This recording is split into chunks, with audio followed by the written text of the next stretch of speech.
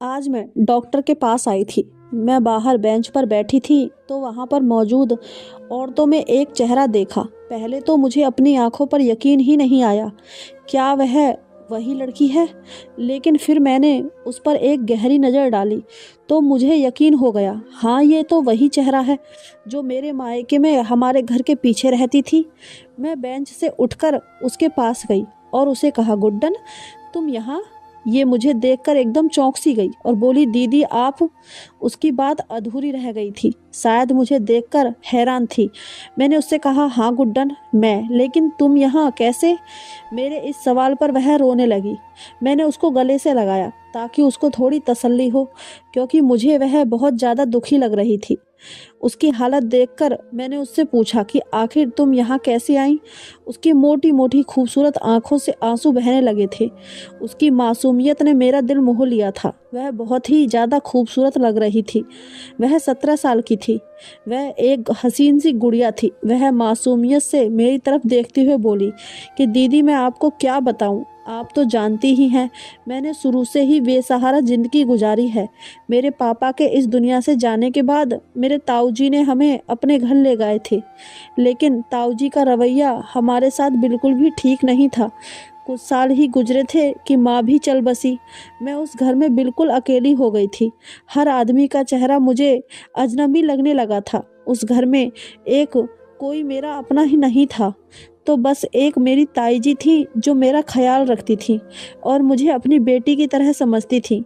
एक रात हमारे घर में एक छोटी सी मीटिंग चल रही थी।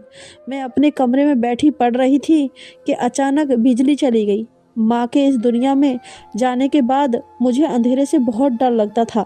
बिजली जाते ही मेरा दिल जोर जोर से धड़कने लगा।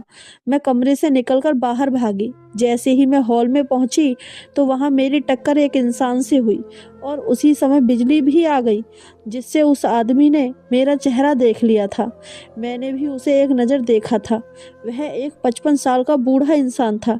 मैं उसे देखते ही उल्टे कदमों अपने कमरे की तरफ दौड़ी। मैं वहां से लौट तो आई थी, लेकिन मैं नहीं जानती थी ये टक्कर मेरी पूरी ज़िंदगी बदल कर रख देगी। फिर अगले ही दिन जब मैं ताऊजी को चाय देने गई तो उन्होंने मुझे एक ऐसी बात कही कि मेरी आत्मा तड़प कर रह गई। मेरे ताऊजी ने मुझसे कहा कि अगले ही हफ्ते तुम्हारी मिस्टर शर्मा के साथ शादी है। यह सुनते ही मेरे हाथ से चाय का कप फर्श पर गिर गया। ताऊजी ने मेरा रवैया देखकर मेरी तरफ आग बरसती नज़रों से देखा कि मेरा पूरा जिस्म डर से कांपने लगा था। मैं वहां से उल्टे कदम दौड़ती हुई अपने कमरे में जा छुपी। मैं जानती थी ताऊजी मुझे अपने कारोबारी डील के लिए इस्तेमाल करना चाहते हैं। वह यही तो करते थे। हमेशा हर जगह हमारी ही जिंदगी को नर्क में झोंक दिया जाता था। मैं बेबस थी। मेरी आंखों से आंसू नहीं रुक रहे थे। दिल किसी गहरे समंदर की लहरों की तरह तड़प रहा था। मुझे तो अभी बहुत पढ़ना था, लेकिन ये लोग मेरे साथ क्या जुल्म करने जा रहे थे। थोड़ी ही देर बाद ताई जी कमरे में आई, जो बहुत अच्छी औरत थी। उन्होंने अपने हाथ में कपड़ों का एक थैला उठा रखा था और वो मेरे पास आई और बोली कि कल तेरी शादी है, ये जोड़ा आया है तुम्हारे ससुराल से। मैं उनके गले लगकर फूट फूट कर रोने लगी। मैंने कहा, ताई जी आप तो ये जुल्म ना करें मेरे साथ। ताई जी की आंख से भी खामोशी का एक आंसू गिरा था, जिसे मैंने महसूस कर लिया था। वह भी ताऊ जी के जुल्म से सताई हुई थी। ताई जी ने कहा, बेटा ये लोग बहुत जालिम हैं। यहाँ तेरे जैसी मासूम बच्चियों की कोई जगह नहीं है। अगर तूने शादी नहीं की तो वह मुझे मार डालेंगे। ताई जी के एक एक शब्द में सच्चाई थी।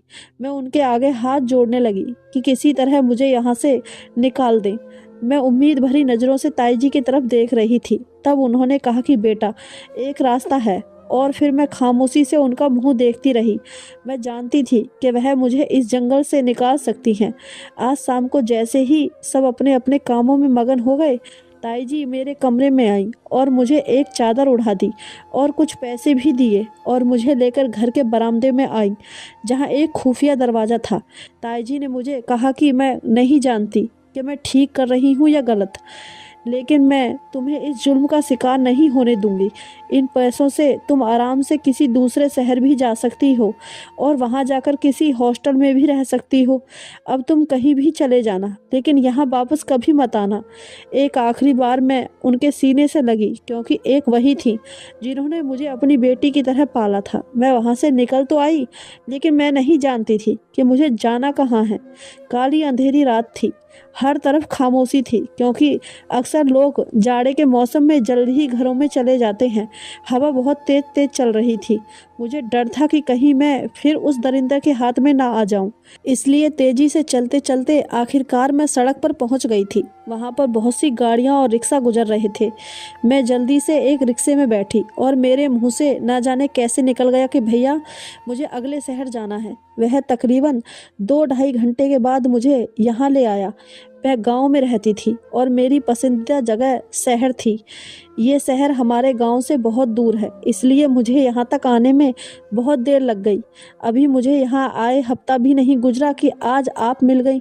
उसकी चमकती आंसुओं से भरी निगाहें मेरे दिल में उतर रही थी। मैंने उसे सीने से लगा लिया और कहा कि तुम्हें अब चिंता करने की कोई ज़रूरत नहीं है।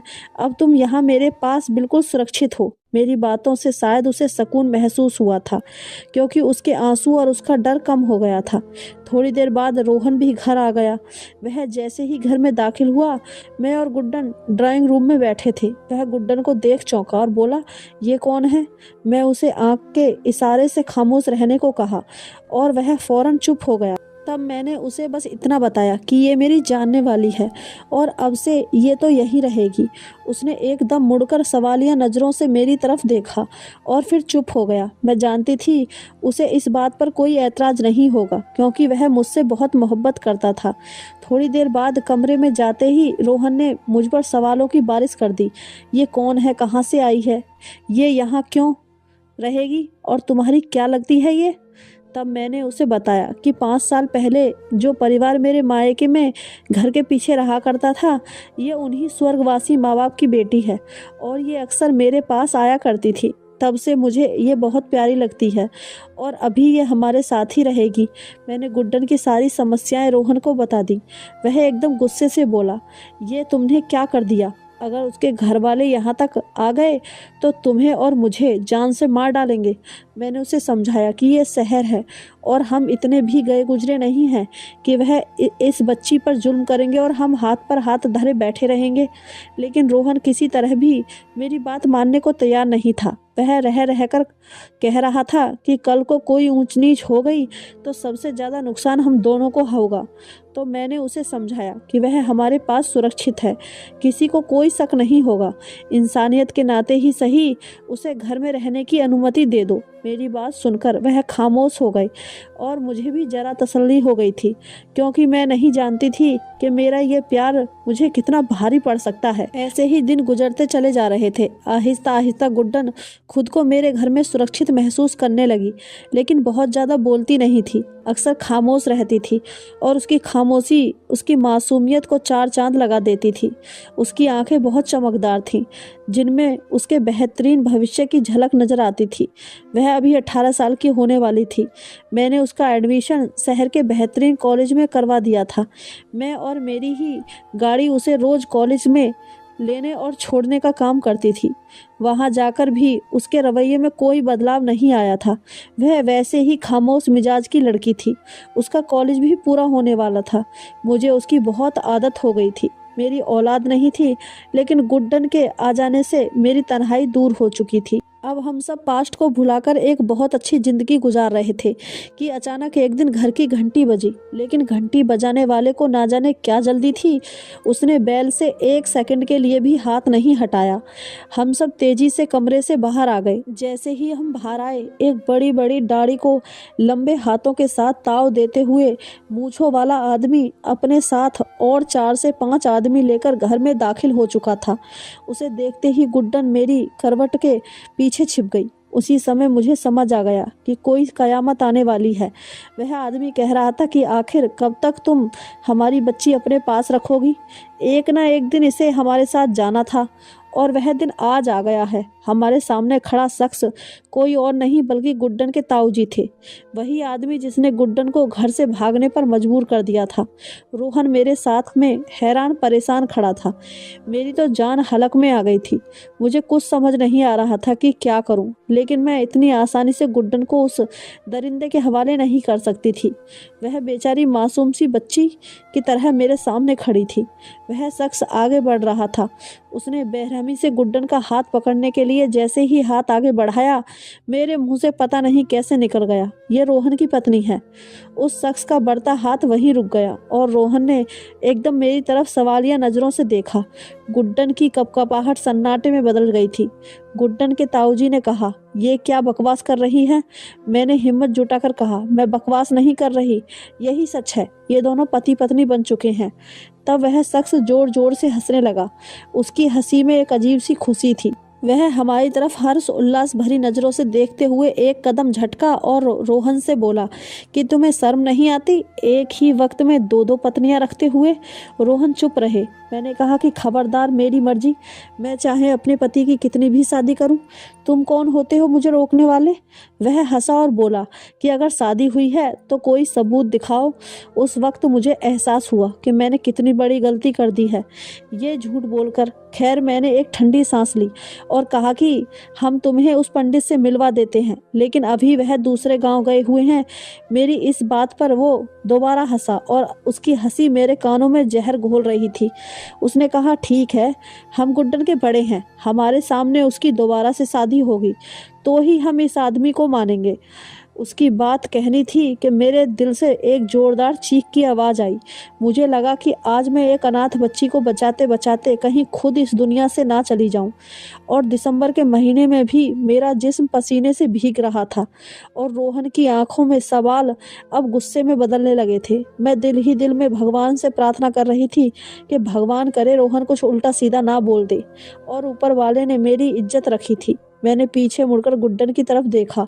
वो बेचारी डर से कांप रही थी और उसके आंसू लगातार उसके चेहरे पर तैर रहे थे। मेरे पास उस समय गुड्डन को बचाने का कोई और रास्ता नहीं था। मैंने सोचा कि किसी की ज़िंदगी बचाने के लिए शादी करना कोई पाप नहीं है। मैंने फ़ौरन इस शादी के लिए हामी भर ली। मैं पंडित जी को बुलाने जा रही थी कि रोहन ने मुझे अकेले में बुलाया और बोला, ये तुम क्या कर रही हो? तुम इस लड़की को मेरे सर पर क्यों बैठा रही हो? मैंने रोहन के आगे हाथ जोड़े, उनसे कहा, प्लीज़ ये शादी कर लो, इस बच्ची की ज़िंदगी का सवाल है, बस ये मामला रफा दफा हो जाए, फिर तुम इसे तलाक दे देना। मेरे जुड़े हाथों को देखकर वह मान गया। गुड्डन बेचारी तो गुमसुम सी बैठी थी। उसे कुछ समझ नहीं आ रहा था उसके साथ क्या हो रहा है। मैंने उसे गले लगाकर प्यार किया, उसे समझाया कि सब ठीक हो जाएगा। पंडित जी भी आ चुके थे और मैं अपने पति को अपने हाथों से किसी और के हवाले करने के लिए तैयार थी। गुड्डन की आंखें रो रो कर लाल हो चुकी थीं। वह तो सोच भी नहीं सकती थी इसके साथ ऐसा भी हो सकता है और वह इस तरह किसी शादीशुदा मर्द की औरत बन जाएगी। मैंने जिस तरह से ये कड़वा घूंट भरा था, ये सिर्फ मैं ही जानती थी। उनकी शादी हो गई थी और इसी के साथ मुझे अपने आप को अंधे कुएं में जाता दिखाई दे रहा था। गुड्डन के ताऊजी वहां से अपनी भतीजी की शादी होते ही वापस चले गए और हम तीनों की जिंदगी को एक अजीब सी उलझन में फंसाकर छोड़ गए। हम तीनों के पास एक दूसरे को कहने के लिए कुछ नहीं बचा था। खैर, काफ़ी देर खामोशी से बैठने के बाद रोहन उठकर कमरे में चला गया। मैं हिम्मत करके गुड्डन के पास गई और उसे भी प्यार किया। वो शायद मुझे अपनी तकलीफ़ शब्दों में बता नहीं सकती थी और मैं खुद भी कुछ ऐसी हालत में गुजर रही थी, लेकिन उस समय मुझे मजबूत रहना था। रोहन शादी के लिए बिल्कुल भी राजी नहीं था। मैं उसे समझाती रहती थी, ये सिर्फ नाम की शादी है, तुम कुछ दिनों में ही गुड्डन को तलाक दे देना। लेकिन वह अब और ज़्यादा खामोश हो गया था।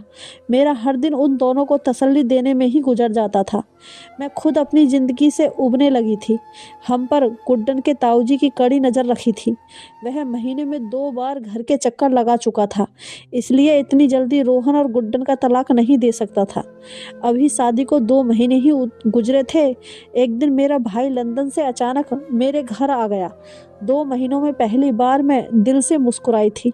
मेरा भाई मुझसे 1 साल छोटा था और लंदन में ही पढ़ता था।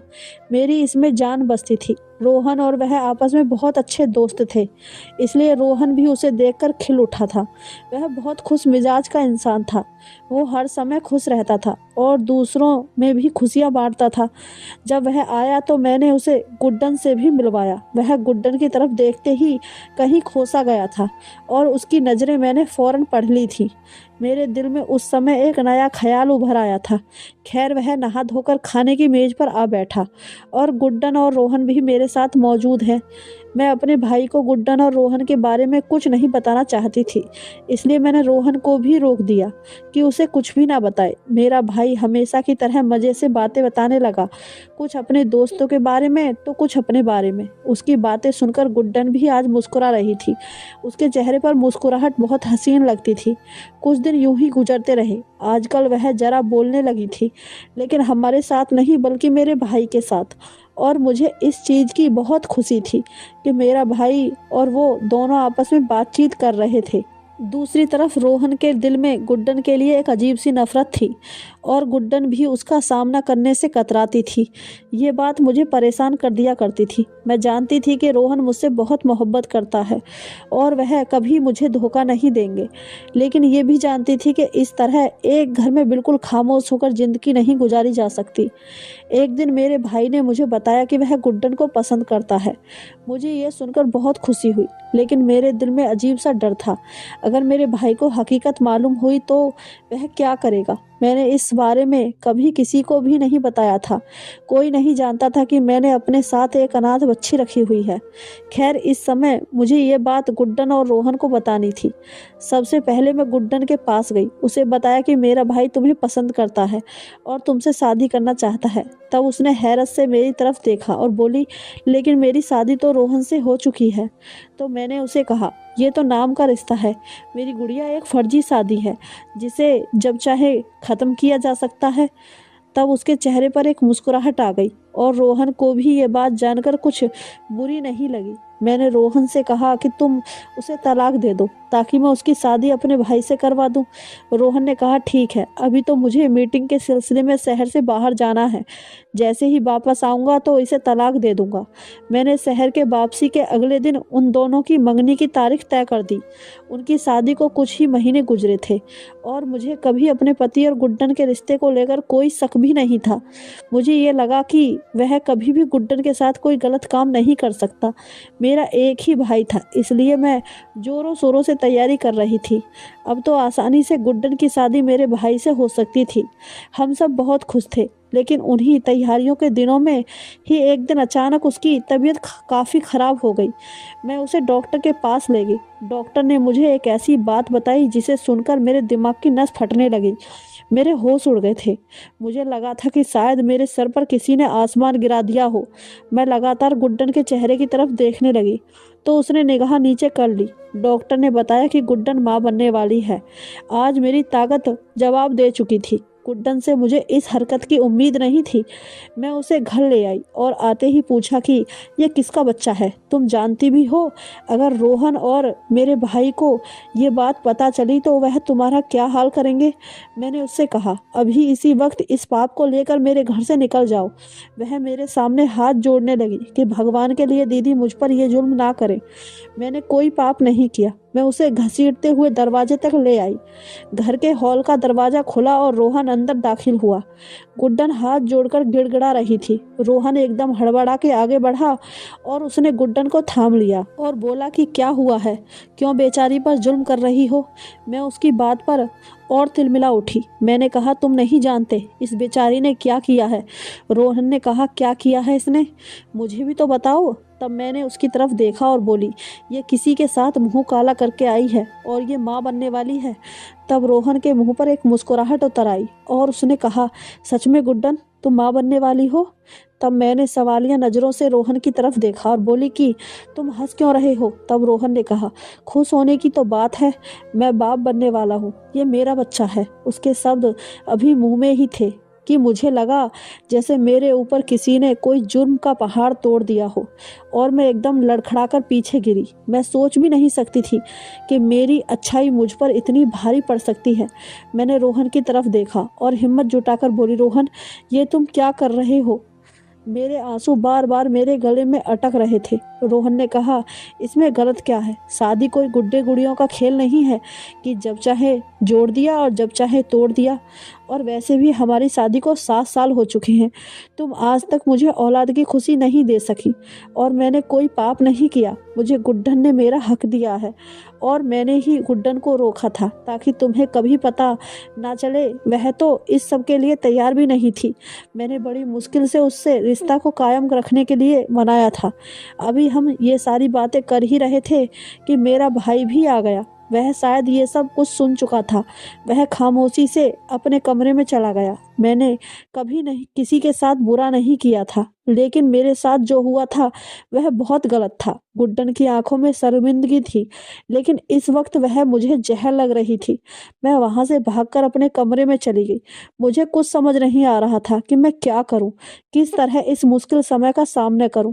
मैं कमरे में जाते ही रोने लगी। कोई औरत कैसे अपने पति के साथ दूसरी औरत को बर्दाश्त कर सकती है? फिर अचानक मेरे दिल में एक ख्याल आया कि मैं गलत रो रही हूँ, मेरे आंसू बेकार हैं। जब रोहन खुश है तो फिर मैं क्यों जोर डाल रही हूँ? और उसकी बात गलत तो नहीं थी, और बाप बनना कौन नहीं चाहता? रोहन की ख्वाहिश नाजायज तो नहीं थी। उस बेचारी का तो कोई कसूर भी नहीं है। मैंने खुद उस मासूम लड़की की शादी करवाई थी, और रोहन तो मर्द है, उसने अपना हक ही तो मांगा है। वह तो गुड्डन को पसंद भी नहीं करता था। उसने ये सब तेरी मोहब्बत में ही तो किया है।